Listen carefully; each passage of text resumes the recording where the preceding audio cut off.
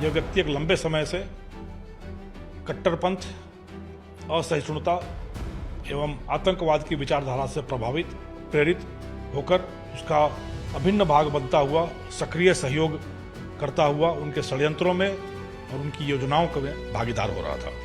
यह 4 दिनों की लंबी पूछताछ के बाद जब यह प्रमाण हमारे पास आ गए कि इसकी भागीदारी रही है और यह षड्यंत्रों में भी शामिल रहा है, उसके उपरांत इसको गिरफ्तार किया गया है।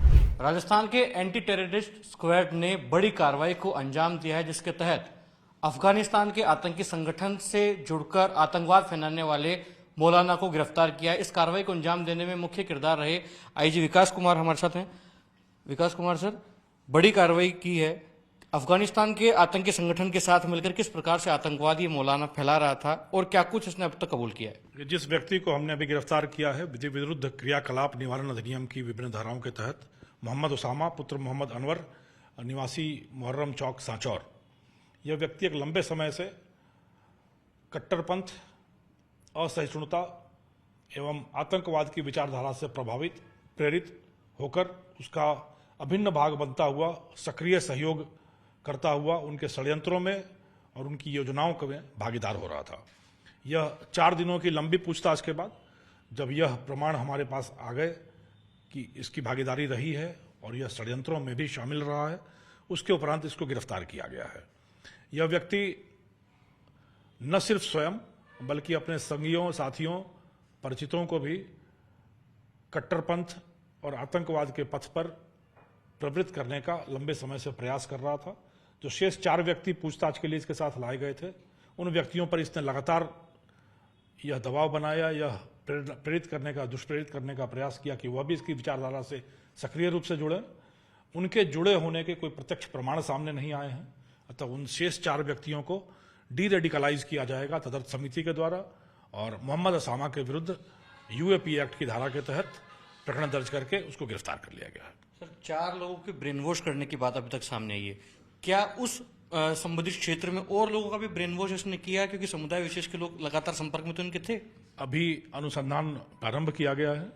अब इसके आगे मानवीय आसूचना, सहयोगी एजेंसियों से मिलने वाले सूत्र, पूछताछ से आने वाली जुड़ने वाली कड़ियां और तकनीकी विश्लेषण से और संश्लेषण से सामने आ रहे तथ्य, इन सब को मिला जुलाकर जो एक कहानी परत दर परत खुलेगी, वह यह बता सकने में सक्षम होगी कि किस स्तर तक इसने देश के अंदर, राजस्थान में और भारत के अंदर कितने लोगों को प्रभावित करने का प्रयास किया, कितने लोगों को प्रभावित कर चुका था, किस तरीके से भागीदारी और भी अलग गतिविधियों में की गई है, यह सब उसके सामने बाद ही सब स्पष्ट हो पाएगा।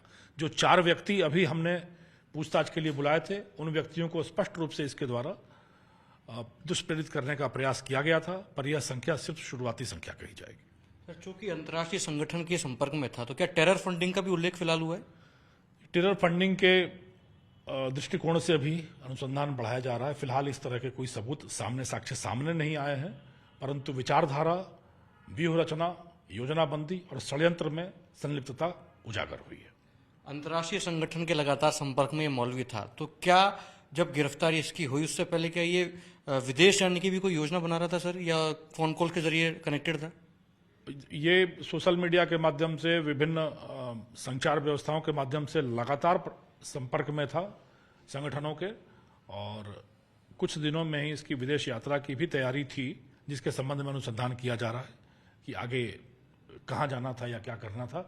पर यह अवश्य है कि असहिष्णुता की एक सीमा के आगे, धर्मनिरपेक्षता की परिधि के आगे, कट्टरपंथ के चरम तक पहुंचकर और आतंकवाद की परिधि में जद में जाकर देश विरोधी, देश की छवि विरोधी, देश के अंतर्राष्ट्रीय संबंधों को विरोधी और मानवता के परे जाकर इस व्यक्ति की गतिविधियां, मनोवृत्ति और सोच थी।